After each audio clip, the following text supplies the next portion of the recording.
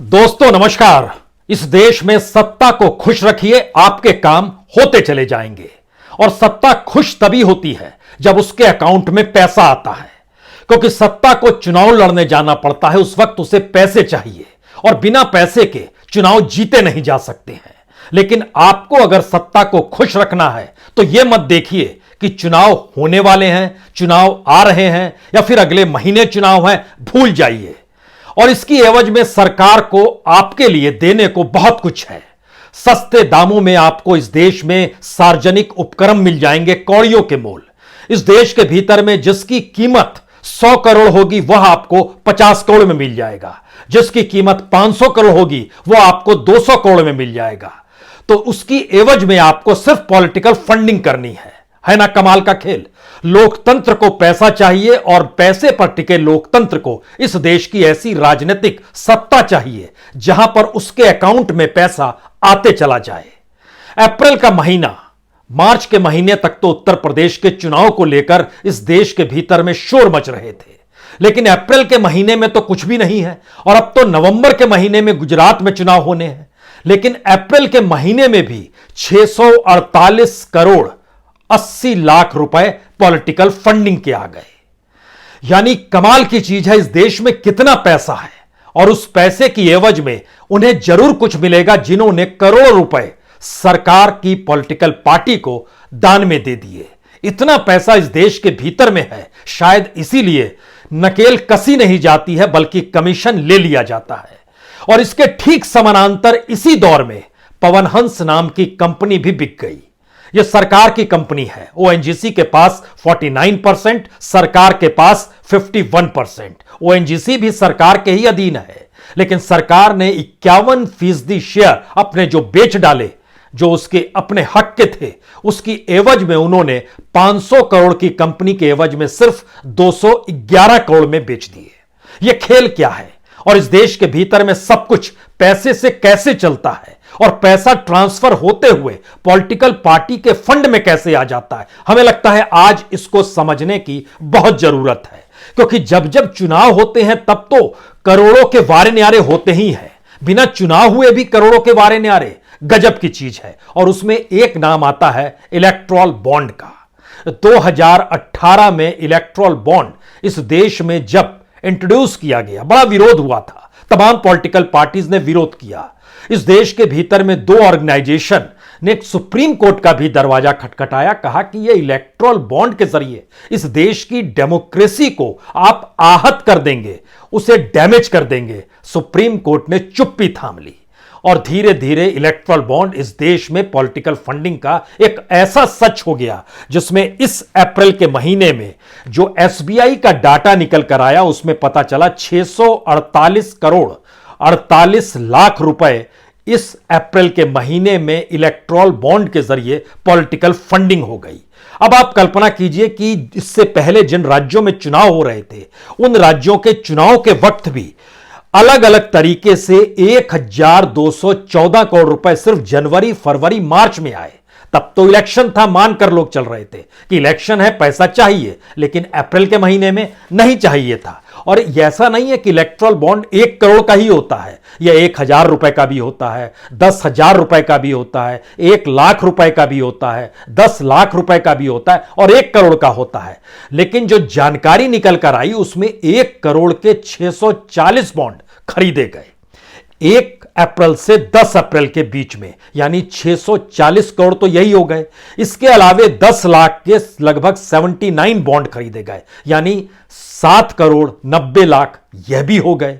और इसके अलावे जो तकरीबन 96 बॉन्ड खरीदे गए वो अलग अलग थे, यानी 811 इलेक्ट्रॉल बॉन्ड खरीदे गए और यह पैसा पॉलिटिकल पार्टी के फंडिंग में चला गया।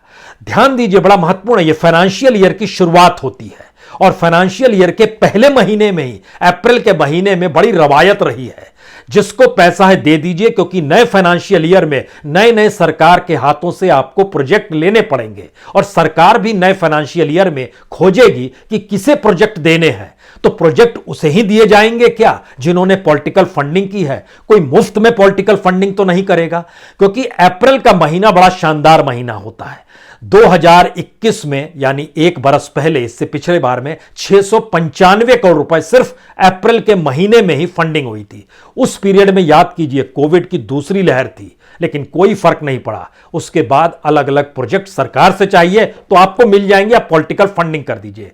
2019 का अगर अप्रैल का महीना आप याद कीजिएगा तो उस समय लोकसभा चुनाव इस देश में चल रहा था, वोटिंग हो रही थी अप्रैल के महीने में, और हैरत में आ जाइएगा जो पॉलिटिकल फंडिंग इलेक्ट्रल बॉन्ड के जरिए सिर्फ हुई 2256 करोड़ रुपए।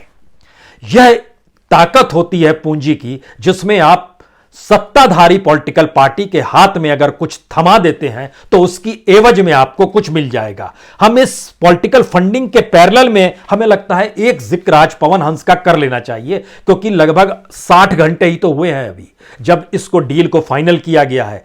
दरअसल ये जिस कंपनी को डील दी गई है, पवन हंस आपको जानकारी दे दें, मनमोहन सिंह के काल में यह कभी घाटे में नहीं था, नरेंद्र मोदी जब आए तब भी घाटे में नहीं था। 2015 में इसने 38 करोड़ रुपए कमा के दिए, 2016 में 58 करोड़ रुपए कमा कर दिए, 2017 में 254 करोड़ रुपए कमा कर दिए, 2018 में 20 करोड़ रुपए कमा कर दिए। लेकिन जब दीपम बना, जो तय कर रहा था कि इस देश के भीतर में कौन कौन से सार्वजनिक उपक्रमों को सेल करना है, जो मोदी सरकार ने ही बनाया था, तो उसने अपनी उंगली रख दी पवन हंस पर, और जैसे ही उंगली रखी वैसे ही पवन हंस घाटे में आना शुरू हो गया। यह भी कमाल की चीज है। यानी 2018 तक जो कंपनी फायदे में, 2019 से उसका घाटा शुरू होता है। 2019 में वह 69 करोड़ रुपए के घाटे में आती है, 2020 में 28 करोड़ के घाटे में आती है, 2021 और 22 होते होते पता चलता है 100 करोड़ और घाटा बढ़ गया। यानी पहले 4 साल में जो मोदी सरकार को तकरीबन 370 करोड़ का लाभ देती है, वह उसके बाद तकरीबन 197 करोड़ का नुकसान में आ जाती है। और चूंकि यह फाइल जब दिखलाई जाती है तो उसके जरिए तय होता है कि हां, अब पवन हंस को बेच दीजिए। नौकरशाही क्या करे, वो फाइल देखती है, फाइल में जो लिखा होता है घाटे में है तो बेचना है, वो मुहर लगा देती है, मुहर लग गई। उसके बाद ये माना गया, चूंकि इसके पास लगभग 42 हेलीकॉप्टर हैं। 42 हेलीकॉप्टर का मतलब यह है, ये हेलीकॉप्टर की अगर उम्र हम 20 साल भी मान लें तो अगर आप बाजार में खरीदने जाइएगा 20 साल पुराने हेलीकॉप्टर को, तो वह भी आपको तकरीबन 10 करोड़ से नीचे का नहीं मिलेगा।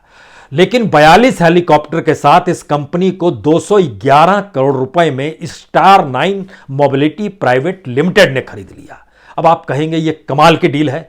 एक कमाल की चीज और हुई, यह जो कंपनी है स्टार 9 मोबिलिटी प्राइवेट लिमिटेड, इसके पास कोई अपना हेलीकॉप्टर नहीं है, और यह कंपनी अक्टूबर 2021 में मुंबई में रजिस्टर्ड हुई है। यानी तुरंत कंपनी बनी। इसने अपने एसोसिएट में दिखलाया महाराजा एविएशन प्राइवेट लिमिटेड को, जिसके पास 3 हेलीकॉप्टर, जो जानकारी निकल कर आई। अब सवाल यह है कि ये कैसे चीजें डील के तौर पर आगे बढ़ती चली जाती है, और ये जानते समझते हुए एक फायदेमंद कंपनी को घाटे में ले जाना है और उसको सेल कर देना है। ये जानते हुए वहां तकरीबन 900 इंप्लॉई है, जिसमें से 450 परमानेंट हैं, 450 की तो नौकरी गई जो रेगुलर नहीं थे, और बाकियों पर अब गाज गिर गई। यह एक नई परिस्थिति है। यानी इस देश के भीतर में आरबीआई एक तरफ कहती है देश की इकोनॉमी डामाडोल, सरकार आरबीआई से भी कहलवा देती है कि जिससे लोग तैयार हो जाएं कि स्थिति 2035 से पहले सुधरेगी नहीं। लेकिन दूसरी तरफ इस देश में लोग सत्ताधारी पार्टी को करोड़ों रुपए देने को तैयार हैं। अब सवाल यह है कि इस देश के भीतर में जो इलेक्ट्रल बॉन्ड के जरिए जो 9 करोड़ 836 करोड़ रुपए जो दिए गए हैं, 9,836 करोड़ रुपए जो इलेक्ट्रल बॉन्ड के जरिए आए हैं, उस पर अगर हम ध्यान दें तो 90% हिस्सा सीधे सीधे आप ट्रांसफर कर दीजिए बीजेपी के हिस्से में। यानी सत्ताधारी पार्टी ही दे सकती है, यह एक फैक्ट है। और राज्यों में भी जो सत्ताधारी पार्टी होती है उनको कुछ पैसा जरूर मिल जाता है। जैसे तमिलनाडु में डीएमके को मिल जाएगा, केरल में सीपीएम को मिल जाएगा, पश्चिम बंगाल में तृणमूल कांग्रेस को मिल जाएगा। तो जहां जहां जो सत्ताधारी पार्टी होती है उसके पास आपको पैसा देते चले जाना है। यह एक ऐसी परिस्थिति नई इकोनॉमी की आई है जिसमें राजनीतिक फंडिंग, यानी पॉलिटिकल फंडिंग जब राजनीतिक पार्टी को होती है और वो सत्ता के जरिए किस तरीके से चीजों को लुटाते चली जाती है, यह डिसइन्वेस्टमेंट, प्राइवेटाइजेशन और मोनेटाइजेशन के जरिए समझा जा सकता है। तो पहली बार क्या भारत का लोकतंत्र भी मोनेटाइजेशन किया जा चुका है? उसकी कीमत लगाई जा चुकी है। इलेक्शन कमीशन खामोशी बरतता है। इलेक्शन कमीशन कहता है चूंकि पार्लियामेंट ने पास कर दिया, हम क्या करेंगे। पार्लियामेंट के भीतर जो विरोध कहते हैं वो करते हैं, विरोध तो कर रहे थे लेकिन सत्ता पक्ष के जो सिर गिनेंगे तो वो बहुमत के सिर है, हम क्या करेंगे। राज्यसभा में मामला आते आते स्पीकर और डिप्टी स्पीकर संभाल ही लेते हैं कैसे वोटिंग करनी और कैसे यस नो में बात को आगे निकाल देना। यानी भारत के भीतर में जो पॉलिटिकल फंडिंग का नया चेहरा है वो भारत के उन प्रोजेक्ट से भी जाकर जुड़ जाता है और कॉरपोरेट और इंडस्ट्री को मिलने वाले नए नए प्रोजेक्ट से भी जाकर मिलते चला जाता है कि उनका योगदान कितना रहा है। हमें लगा कि इस एवज में पिछले साल 2021 में कौन लोग थे जो फंड कर रहे थे, जो 5 राज्यों में चुनाव होने की दृष्टि से बिगुल बच चुका था। ITC, Kalyan jewellers, rare enterprises, Ambuja cement सोचिए पॉलिटिकल फंडिंग कर रहा था और आज की तारीख में अंबुजा सीमेंट खुद को बेचने को तैयार है। उसको खरीदने वालों की फहरिस्त में एक विदेशी कंपनी और एक अडानी की कंपनी है। अंबुजा जो पिछले बरस तक फंडिंग कर रहा है वो बिक जाएगा। मोतीलाल ओसवाल, लोधा डेवलपर्स, इतना ही नहीं, इस देश के भीतर में कुछ पॉलिटिशियंस भी अपनी पॉलिटिकल पार्टी को दान दे देते हैं। उन पॉलिटिशियंस के पास पैसा कहां से आता है ये किसी को पूछना चाहिए कि अपनी ही पार्टी को आप फंडिंग पॉलिटिकल कैसे करते हैं, जबकि आप तो जनता के पैसे पर जिंदगी जी रहे हैं और जनता के सेवक के तौर पर आपकी पहचान है। हम 4-5 नाम लेते हैं जिससे आप समझ पाएंगे इन्होंने जो पॉलिटिकल फंडिंग बीजेपी के लिए की और बीजेपी ने इसे दिखलाया और इलेक्शन कमीशन ने बताया। पीयूष गोयल देश के केंद्रीय मंत्री हैं, प्रेमा कुंडू, किरण खेर, रमन सिंह जो छत्तीसगढ़ के पूर्व सीएम, ऐसे कई नाम निकल कर आए जो अपनी ही पार्टी को अपने ही फंड से फंड ट्रांसफर करते हैं।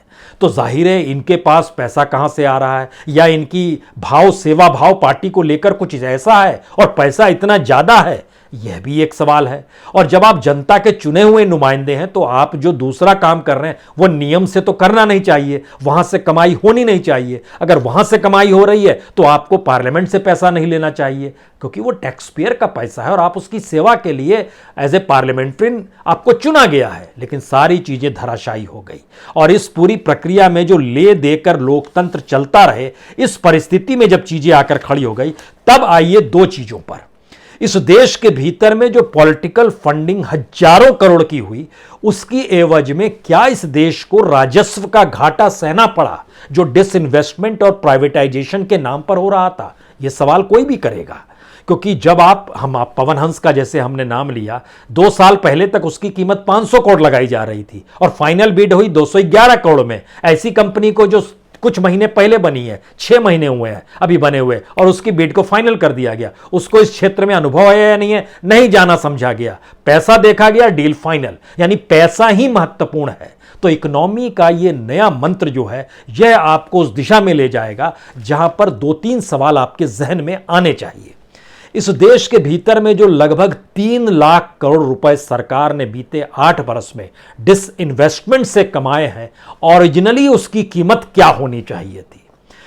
हमारी रिसर्च टीम ने इस पे बड़ा काम किया और देखा कि जो उससे पहले डिसइन्वेस्टमेंट कंपनियां हो रही थी और उनकी जो नेटवर्थ थी और उनका जो प्रोडक्ट था, उस प्रोडक्ट से जुड़े हुए जो प्राइवेट कंपनियां थी, लेकिन उसके बावजूद भी उनका जो डिसइन्वेस्टमेंट शुरू हुआ था उसको लेकर पहले क्या था स्थिति और अब क्या स्थिति थी, जो एवरेज निकल कर आया वो 75 वर्सेस 25 रुपीस का निकल कर आया। यानी इससे पहले 75 रुपए में जो कंपनी बिक रही थी, जो डिसइन्वेस्टमेंट हो रहा था, वो उसी कालखंड में बढ़ते बढ़ते अब 25 रुपए पर आकर टिक गया। यह एक 3 गुने का अंतर है।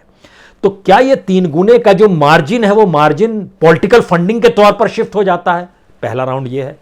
इकोनॉमिकली चीजें देखिएगा तो यही चीजें क्लियर होंगी। दूसरी स्थिति, जो प्राइवेटाइजेशन का दौर में सरकार चल पड़ी कि हम क्यों काम करें, हमारा काम तो इस देश में देखना, नियम कायदे कानून बनाना है।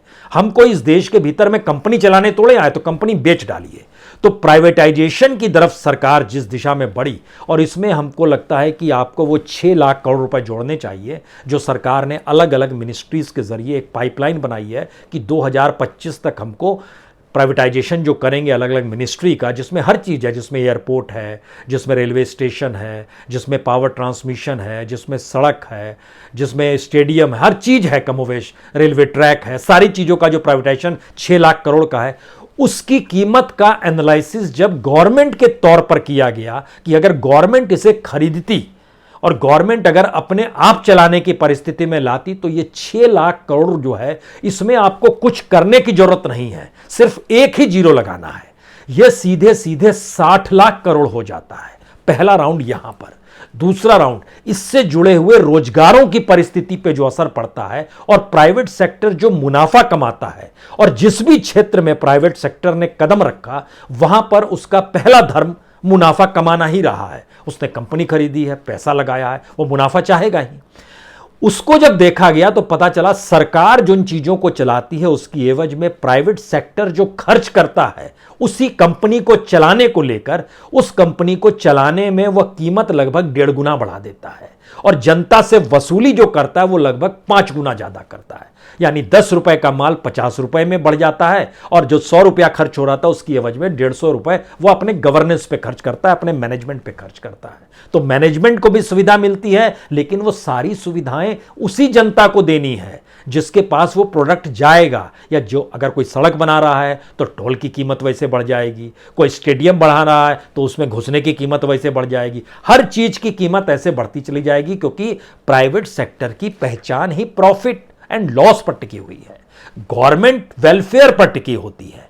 यह एक नया अंतर इस दौर में नजर आया। जो आखिरी सवाल निकल कर आता है, जब सारी चीजों का मोनेटाइजेशन की दिशा में सरकार बढ़ ही रही है कि हर चीज की कीमत लगा दो, खरीदार आपको मिल जाएगा, तो क्या ऐसी स्थिति इस देश के भीतर में आ गई है जहां पे सत्ताधारी पॉलिटिकल पार्टी की भी कोई कीमत है, और उस कीमत की एवज में इस देश की डेमोक्रेसी है, और इस डेमोक्रेसी के जरिए वह सिस्टम है जो इस देश को गवर्न करने के लिए जनता अपने नुमाइंदे को चुनती है, लेकिन नुमाइंदा अपनी बोली लगाकर, अपने अकाउंट में पैसा लाकर चीजों को सेल कर देता है उन प्राइवेट हाथों में जो प्रॉफिट कमाने के लिए जनता को एक्सप्लॉइट करें।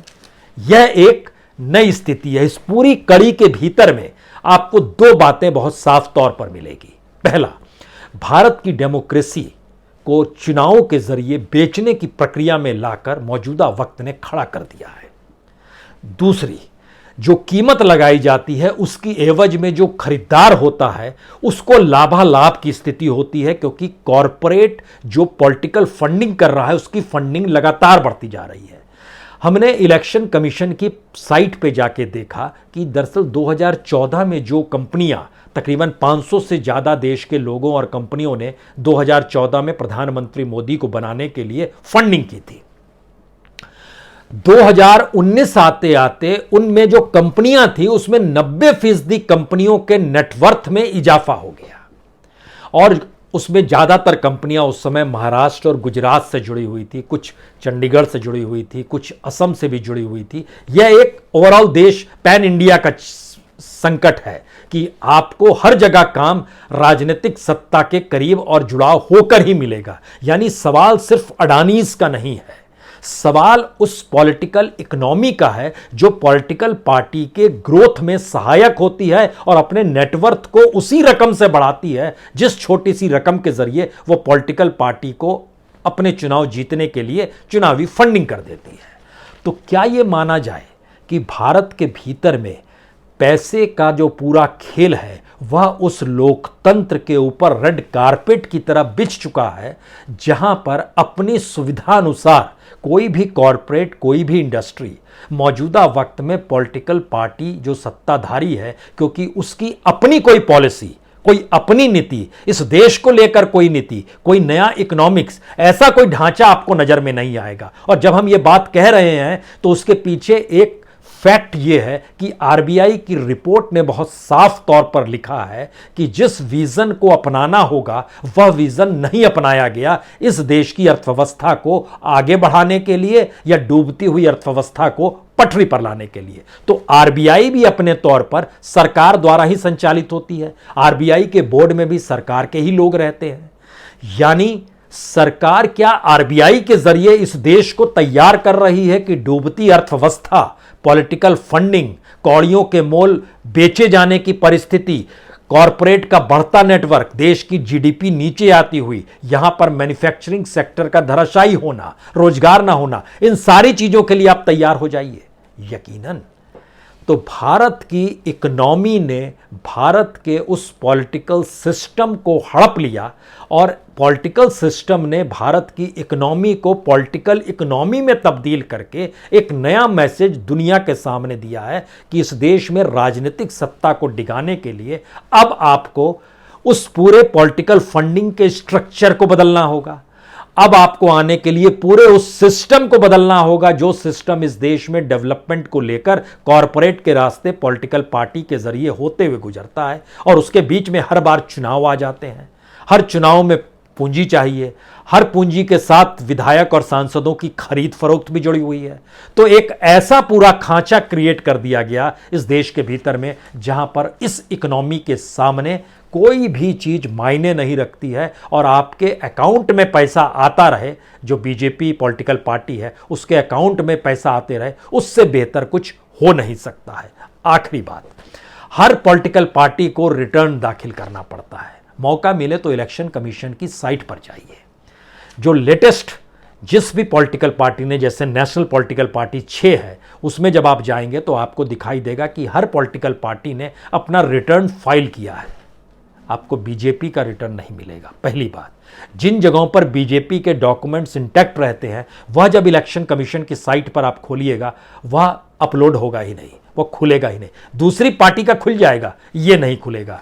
बड़ा मुश्किल है, जब सिस्टम ही पूरा इस रूप में काम करने लगे तो फिर ये 648 करोड़ रुपए अप्रैल के महीने में और 2018 से लेकर 2022 के अप्रैल तक में लगभग 9 लाख करोड़ रुपए से ज़्यादा पॉलिटिकल फंडिंग कराने वाले इस देश के महान कॉरपोरेट कौन हैं और उनकी बढ़ती हुई नेटवर्क की ताकत बिना प्रतिस्पर्धा के और बिना किसी प्रोडक्ट के कैसे चल रही है। ये कमाल की चीज़ है। सब कुछ वर्चुअल है लेकिन पैसे के तौर पर दस्तावेजों में मौजूद है। और दुनिया में सबसे रईस हो जाइए या फिर दुनिया के भीतर में भारत में आप रईसी के कदम रखने लगिए।